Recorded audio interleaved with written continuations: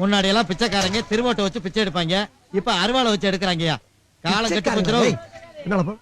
என்னையா? ஆமா, நீ யாரு? உன் பேர் என்ன? நெருப்பு நீலமேகம். என்ன வியாபாரம் பண்ற?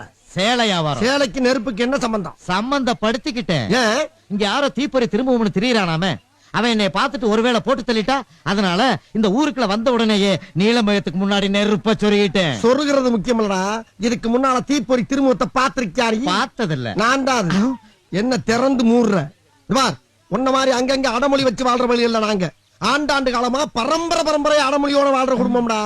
எங்க தாத்தா பேர் கொல்லிவா கொடுவாய, எங்க ஆத்தா பேர் அக்கினி அகிலாண்டம், எங்க அப்பன் பேர் கங்கு கண்டசாமி. சொந்த ஊரு சிவகாசி. நாங்க அங்க இருந்தோம்னா தீப்பெட்டி தொழில் பாதிக்கும்னு பயந்து எல்லா முதலாளியும் பணம் கட்டி என்ன அனுப்பியிருக்காண்டாங்க. இவ்வளவு ஏன்? எங்க ஊர்ல தீமிதி திருவிழா வந்தா கட்டையை போட்டு எரிக்க மாட்டேன்டா. எங்க பாச குப்பரப்பட கூட திங்கு திங்குன்னு மிதிப்போம்டா. திங்கு திங்குண்ணா ஒய்யால திருவிழா நடந்தா தானடா. நீ பாலை குடிச்சுதான் வளர்ந்த, ஆனா எங்க பாசு பயிரை குடிச்சு வளர்ந்திருக்காரு. இப்ப சொல்லுவோம் பேர. என் பேரு சுங்குடி சுப்பிரமணி.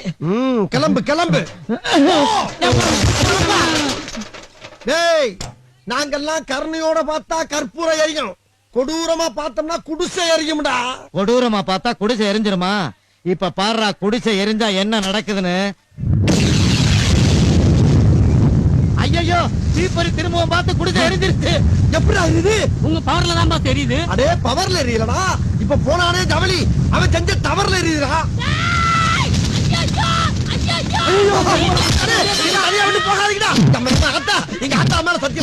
நான் பார்த்தா எரியவே எரியுமா? நான் ஒரு அடுக்குமொழிக்காக போட்ட பிட்டு. ஐயோ, அமர கட்டி ஆக்கிறாத சொன்னா கேளு. நான் ஊர்ல மான மரியாதையோட வாழ்ந்தாயி என்ன விட்டுருமா?